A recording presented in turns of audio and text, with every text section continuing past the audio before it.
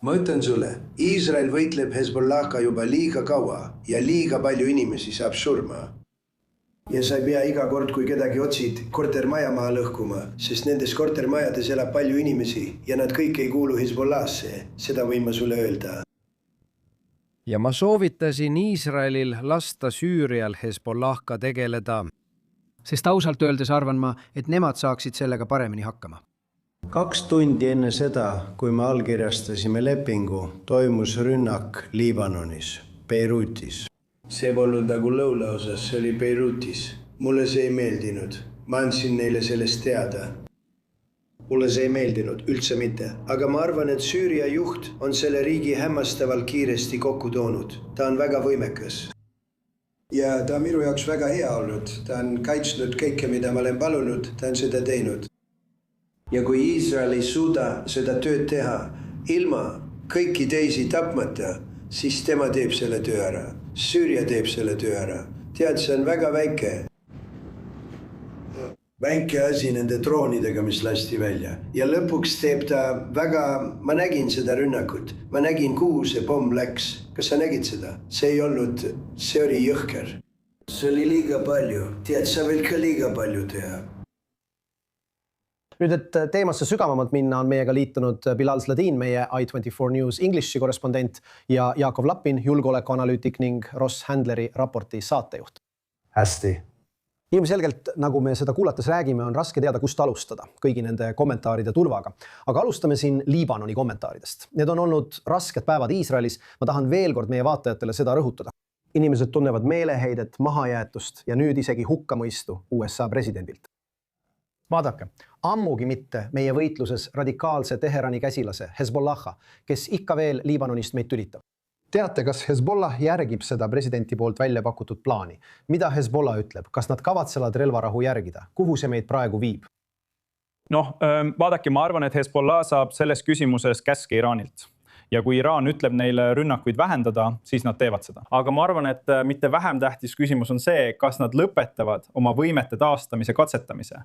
Sest see on miski, mida Iisrael ei kavatse taluda. Ma mõtlen, kas see on üldse küsimus? Kas on üldse mingi tõsist kahtlust, et nad seda praegu teevad? Kas keegi tõsiselt kahtleb? Nii et me peame selle jagama kavatsusteks. Nende kavatsustes pole mingit kahtlust. Nad tahavad taastada oma võimed ja suutlikkuse oma kavatsusi ellu viia. Ja siin ongi toimunud suur muutus. Iisraeli kaitsevägi kontrollib sügavat turvatsooni Lõuna-Liibanonis. See näeb üsna sarnane välja sellele, mis neil oli 80-ndatel ja 90-ndatel. Erinevus seisneb selles, et enamik šiiasid, need, kes olid inimkilbid, baas ja kust Hezbollah värbab, ei ole seal. Mõned neist on üritanud oma kodudesse tagasi pöörduda üsna juhuslikult. Nii et tegelikult näeme me Lõuna-Liibanoni ümberkujundamist. Hezbollah ei kontrolli ega oma seal enam variriiki. See oli nende südaala, see Tahia ja Beka-org. Ja päeva lõpuks on see suur hoop nende soovile ehitada Iisraeli piirile omamoodi sissetungi armee. Kas nad hakkavad nüüd snaiperdama või lähevad nad tagasi sissisõja taktikale? Kui nad seda teevad... Iisraeli kaitsevägi, raketid muidugi, jah. Kõik nende teadaolevad sissitaktikad. Kui nad teevad seda, mida peaminister Netanyahu eile ütles, kaitseminister Katz, siis Iisraeli kaitsevägi ründab kindlasti iga ohtu. Aga ma arvan, et suur küsimus, millele meil veel vastus pole, ja see on oluline, on see, mis siis, kui Hezbollah hakkab näiteks Tahia linna osas Beirutis raketibaasi ehitama? Kas Iisrael lihtsalt vaatab seda pealt või mitte? Ja minu lootus ning ka ootus on, et mitte ainult ei seo Iisraeli selles kokkuleppes ükski Liibanoni klausel, nagu peaminister on öelnud, vaid see tähendab ka seda, et Iisrael ei pea lihtsalt pealt vaatama, kuidas Hezbollah jõudu kogub. Sest see on keskne õppetund, kui räägitakse Lõuna-Liibanoni ümberkujundamisest.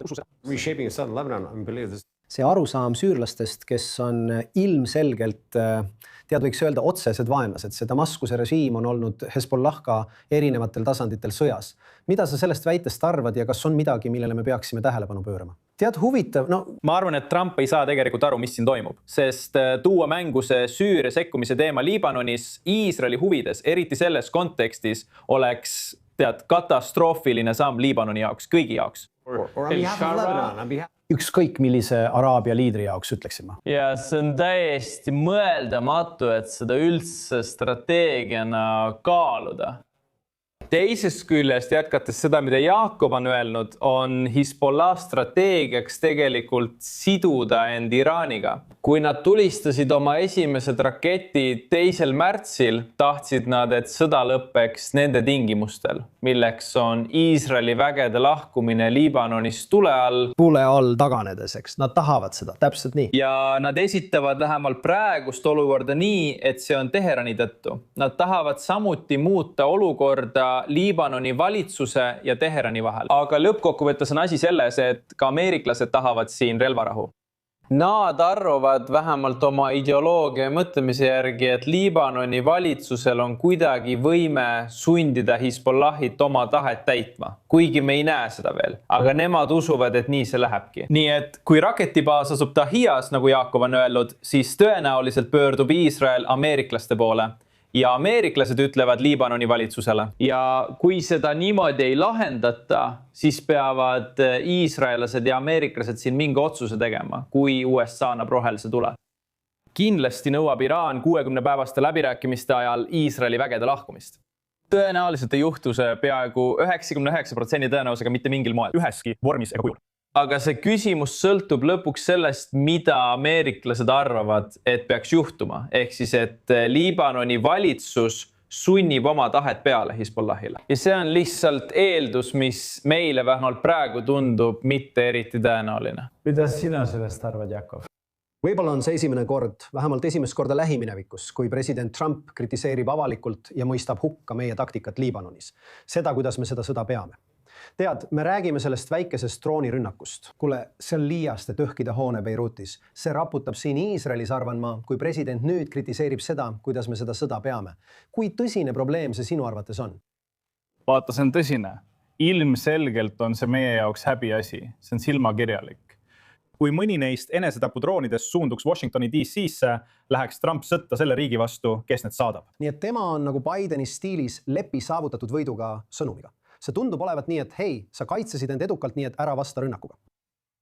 See jätab siin meie tegevuse suhtes palju halbu tundeid. 100% nüüd peame vaatama, miks see juhtus. Sest seni on Trump toetanud Iisraeli kõiki ründeoperatsioone. Nii et ma arvan, et peame vaatama seda survet, mida ta tunneb. Naftaturult, Ameerika sisepoliitikast, oma enda toetajatelt, Pärsia lahe riikidest. Mitte kõigist, aga mõnest neist. Kui sa kõik selle kokku paned, siis pendel on teisele poole liikunud ja Iisraeli huvid on jäänud tahaplaanile. Ja sellised kommentaarid on meie julgeoleku huvide reetmine. Ja ma arvan, et need on peamised põhjused, miks see juhtub. Kuid mitte vähem tähtis on see, et Iisrael on suveräänne riik. Ja peaminister Netanyahu ütles selgesõnaliselt, et isegi kui on erimeelsusi, kavatseb Iisrael endiselt ennast kaitsta. Ükskõik mis hinnaga seega ei oleks. Nii et ma arvan, et siin tõmmatakse punased jooned. Ja mitmes mõttes, David, oli see ainult aja küsimus. Sest Ameerika vaatab Iraani tuhandete miilide kauguselt. Ja Iraani raketid ja käsilasrühmitused ei ohusta Ameerika linnu. Nad ohustavad meie linnu. Ja seetõttu ei saa meie vastus olema sama, mis Ameerika vastus. Ja ma arvan, see on tegelikult teatud mõttes tervislik, et me hakkame oma tegutsemises palju iseseisvamaks muutuma. Mis iganes hind ka poleks, see on seda väärt.